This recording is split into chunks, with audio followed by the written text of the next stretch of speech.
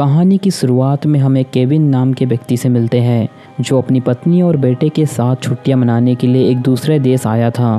Kevin एक सरकारी hospital में डॉक्टर है और वह इस यात्रा के दौरान कुछ अच्छा समय बिताना चाहता है। उसकी योजना छोटे छोटे आइसलैंड पर यात्रा करने की है क्योंकि इस देश में कई सारे छोटे छोटे आइसलैंड मौजूद हैं। अगली सुबह केविन अपनी पत्नी और बेटे के साथ समुद्र तट पर जाता है जहां पर वो एक बोट किराए पर लेने की कोशिश करता है। हालांकि वहां पर कोई भी बोट उपलब्ध नहीं होती है। जब वह वहां पर एक व्यक्ति से बोट के बारे में पूछता है तो उसे पता चलता है कि पास में ही एक व्यक्ति है जो उसे अपनी निजी बोट किराए पर दे सकता है। केविन उस व्यक्ति के पास पहुंचता है और उस व्यक्ति को कुछ पैसे देकर बोट किराए पर ले लेता है। वह अपनी आईडी भी देना चाहता है लेकिन वह व्यक्ति उसे कहता है कि उसे आईडी की कोई ज़रूरत नहीं है, उसे उसके ऊपर विश्वास है। इसके बाद केविन अपनी पत्नी और बेटे के साथ समुद्र की ओर रवाना हो जाता है। काफ़ी दूर जाने के बाद उसकी पत्नी सुझाव देती है कि उन्हें अब वापस लौट जाना चाहिए क्योंकि वो काफ़ी दूर आ चुके हैं। केविन उसकी बात मान लेता है लेकिन तभी दूर उसे एक आइसलैंड दिखाई देता है। वह कहता है कि उन्हें इस आइसलैंड पर जाना चाहिए और बोट को उस दिशा में मोड़ लेता है। जल्दी ही वह उस आइसलैंड पर पहुंच जाता है। केविन बोट बंद करता है और उस आइसलैंड पर थोड़ा समय बिताता है। बाद में जब वे वापस लौटने का फैसला करते हैं तो केविन बोट स्टार्ट करने की कोशिश करता है लेकिन बोट चालू नहीं होती। शुरुआत में उसे लगता है कि वह जल्दी ही इस बोट को चालू कर लेगा लेकिन काफ़ी देर तक कोशिश करने के बाद भी वह सफल नहीं होता और उस बोट को चालू करने में नाकामयाब रहता है। इसके बाद वह फ्यूल जांच करता है लेकिन फ्यूल टैंक पूरा भरा हुआ था। कुछ टाइम मेहनत करने के बाद उसे पता चलता है कि इस बोट के इंजन में प्रॉब्लम है। बोट सुधारते सुधारते उसे रात हो जाती है और साथ ही केविन की चिंता भी बढ़ जाती है क्योंकि वह अपने परिवार के साथ इस अनजान आइलैंड पर ज़्यादा समय तक नहीं रह सकता था। रात उन्हें इसी आइलैंड पर बितानी पड़ती है। अगली सुबह केविन की पत्नी सोकर उठती है तब वो देखती है कि केविन अभी भी बोट को स्टार्ट करने में लगा हुआ है लेकिन बोट चालू नहीं हो पाती। उन्होंने अपने मोबाइल भी साथ नहीं रखे थे और बोट मालिक ने उनकी आईडी भी नहीं ली थी, इसलिए उसे उनके बारे में कोई भी जानकारी नहीं है। इसी दौरान केविन को समुद्र में एक बोट नजर आती है। वह ज़ोर ज़ोर से उस बोट की तरफ चिल्लाकर उसे अपनी तरफ बुलाने की कोशिश करते हैं लेकिन वो काफ़ी दूर होते हैं और उनकी आवाज़ उन तक नहीं पहुंच पाती। पूरा दिन बीत जाता है और कोई दूसरी बोट वहां नहीं आती। खाने पीने का कुछ भी इंतज़ाम नहीं है। 3 दिन ऐसी गुजर जाते हैं और केविन की बेटी की तबीयत बिगड़ने लगती है। केविन की पत्नी को भी अब यकीन हो जाता है कि कोई उन्हें बचाने के लिए नहीं आएगा और वो यहीं मर जाएंगे। लेकिन केविन हिम्मत नहीं हारता और वो बोट का इंजन स्टार्ट किए बिना चप्पू से बोट को चलाने लगता है लेकिन उसकी हालत कुछ ही देर में बहुत ज़्यादा ख़राब हो जाती है। वह ज़्यादा देर चप्पू से उस बोट को नहीं चला पाता। कुछ देर बाद वह अपने परिवार के साथ बेहोश होकर बोट पर ही लेट जाता है। जब उसे होश आता है तो वह देखता है कि उसकी बोट एक दूसरे आइलैंड पर पहुंच चुकी है। वह अपने पत्नी और बेटे की नस चेक करता है जो अभी भी चल रही होती है। इसका मतलब है कि वो दोनों जिंदा है।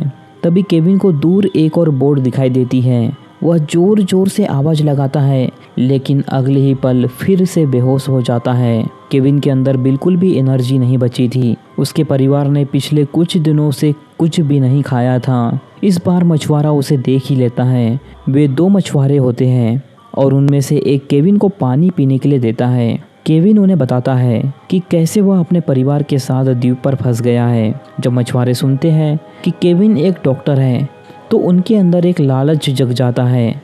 वह केविन से पूछते हैं कि इस मदद के बदले उन्हें क्या मिलेगा। केविन उन्हें $100 देने की बात करता है लेकिन मछुआरा और अधिक पैसे मांगता है। केविन अपनी सारी जमा पूंजी जो $40,000 है देने का वादा करता है लेकिन मछुआरा कहता है कि मुझे $1,00,000 चाहिए।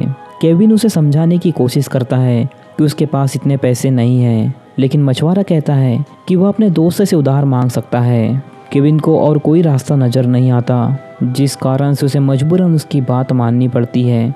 तभी मछुआरा बोट की पतवार से केविन के सिर पर वार करता है जिससे केविन वहीं पर बेहोश हो जाता है। जब केविन को होश आता है तो उसके हाथ बंधे हुए होते हैं और उसका परिवार वहाँ नहीं होता। मछुआरा कहता है कि वह अपने परिवार को अपने साथ नहीं लाया ताकि केविन शहर जाकर पुलिस को ना बता सके। जब तक उसके पूरे पैसे नहीं मिलेंगे उसका परिवार उसे नहीं दिया जाएगा। केविन को उसकी बात माननी पड़ती है और वह अपने रिश्तेदारों और दोस्तों को कॉल करता है। जल्द ही उसके पास $1,00,000 आ जाते हैं। मछुआरा पैसे को किसी और खाते में ट्रांसफ़र करने के लिए बोलता है जो उसका खाता नहीं होता है।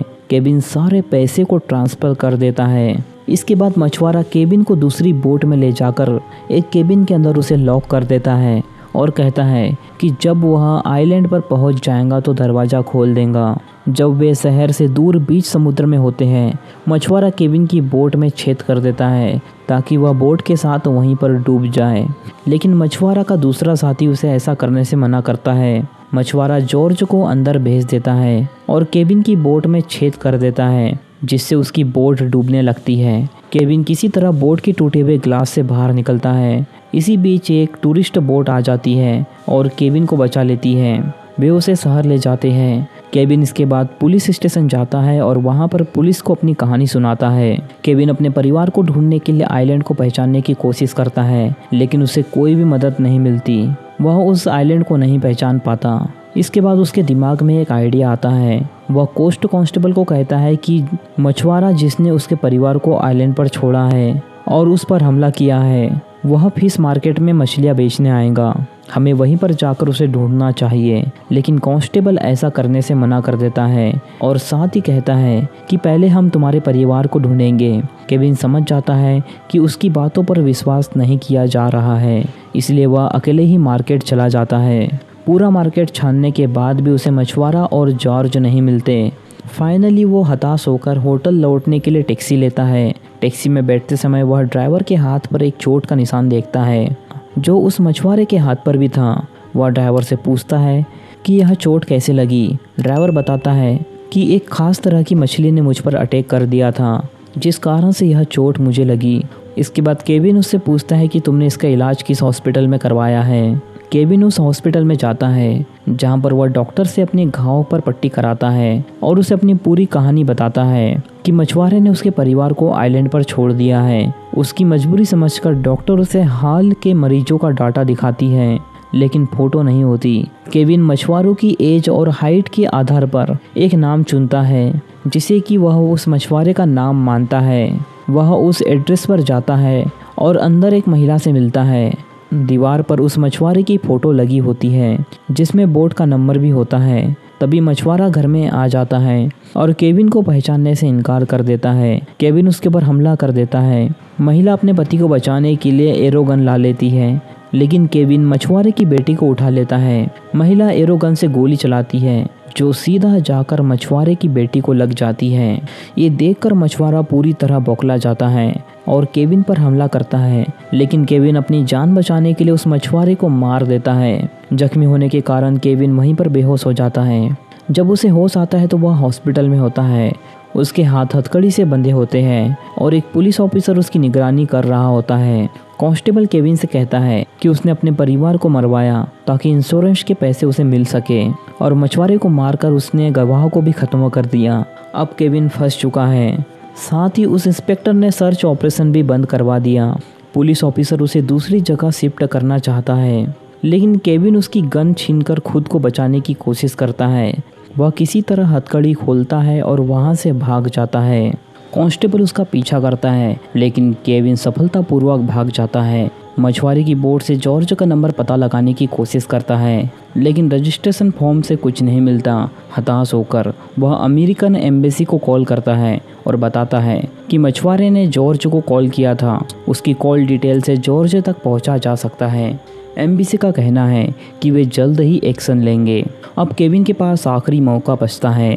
कांस्टेबल को कॉल करके उसे बताता है कि मछुआरे की कॉल डिटेल से जॉर्ज का नंबर मिल सकता है। कांस्टेबल कहता है कि जॉर्ज का नंबर मिल चुका है, लेकिन उसने अपना मोबाइल स्विच ऑफ कर दिया है। केविन पूरी तरह से हताश हो जाता है और एक बस में बैठ जाता है और वह बस शहर के बाहर जा रही थी। बस की आखिरी सीट पर केविन जॉर्ज को देखता है।